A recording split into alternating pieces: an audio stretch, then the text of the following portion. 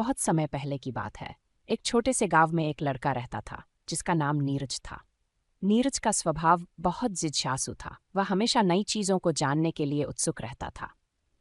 एक दिन जब नीरज अपने दादाजी के पुराने सामान को छान रहा था, उसे एक पुरानी धूल से भरी हुई किताब मिली। किताब दिखने में साधारण थी, लेकिन उसमें कुछ खास था। नीरज ने किताब को उठाया और उसकी धूल साफ की। जैसे ही उसने पहली पन्ना पलटा, उसे एक चमकदार रोशनी दिखाई दी। वह आश्चर्यचकित रह गया। किताब में कुछ अजीबोगरीब चित्र बने हुए थे और हर पन्ने पर कुछ मंत्र लिखे हुए थे। नीरज ने किताब को ध्यान से देखा और एक मंत्र पढ़ने की कोशिश की। जैसे ही उसने पहला मंत्र पढ़ा, उसकी आंखों के सामने एक दरवाज़ा खुल गया। नीरज को समझ नहीं आया कि ये क्या हो रहा है, लेकिन उसकी जिज्ञासा बढ़ गई। वह दरवाजे के पास गया और उसने दरवाजे के अंदर झांका। दरवाजे के अंदर एक जादुई दुनिया थी जो पूरी तरह से अलग थी। यहाँ पेड़ सोने के थे, आसमान चांदी का था और नदी का पानी नीला नहीं बल्कि रंगीन था। नीरज ने कभी ऐसी दुनिया नहीं देखी थी।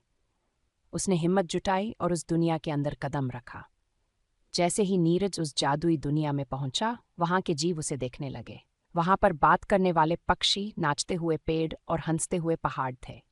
नीरज ने एक पक्षी से पूछा, ये कौन सी जगह है? पक्षी ने मुस्कुराते हुए कहा, ये मंत्रमयी दुनिया है।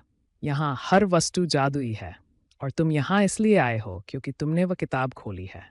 नीरज को यह सुनकर थोड़ा डर लगा, लेकिन उसने अपने डर को दूर किया और पूछा। मैं यहाँ क्या कर सकता हूँ? पक्षी ने उत्तर दिया, यहाँ हर किसी की एक विशेष भूमिका है। तुम्हारी भूमिका है इस दुनिया को समझना और यहाँ के रहस्यों को उजागर करना। लेकिन याद रखना, तुम सिर्फ 3 घंटे तक ही यहाँ रह सकते हो। उसके बाद दरवाजा बंद हो जाएगा। नीरज ने सोचा कि वह 3 घंटे में कितनी चीजें देख सकता है। उसने पक्षी से विदा ली और वहां की दुनिया को एक्सप्लोर करने लगा। नीरज ने जादुई पेड़ों से फल तोड़े जिनका स्वाद उसने कभी नहीं चखा था।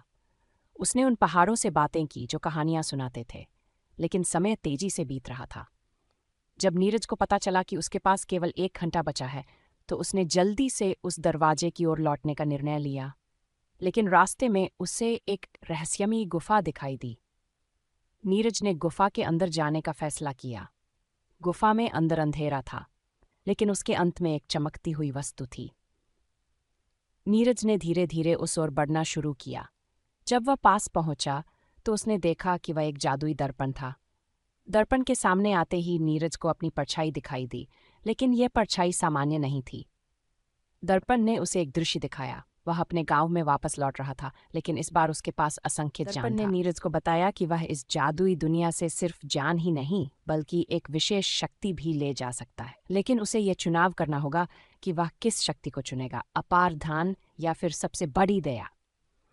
नीरज ने सोचा और फिर उसने दया को चुना। जैसे ही उसने दया को चुना, गुफा की दीवारें चमकने लगीं।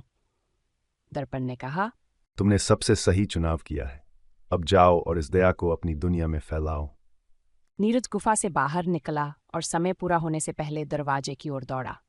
जैसे ही उसने दरवाजे के पास पहुंचकर कदम रखा, वह वापस अपने गांव में था। लेकिन अब वह पहले जैसा नहीं था। उसके दिल में वह दया थी जिसे उसने उस जादुई दुनिया से पाया था। वह किताब फिर से बंद हो गई और कभी नहीं खुली। नीरज ने अपने जीवन में उस दया को फैलाया, जिससे उसका गांव और भी खुशहाल हो गया। ये कहानी हमें ये सिखाती है कि जादू और चमत्कार केवल बाहरी दुनिया में नहीं होते, बल्कि वे हमारे दिलों में होते हैं।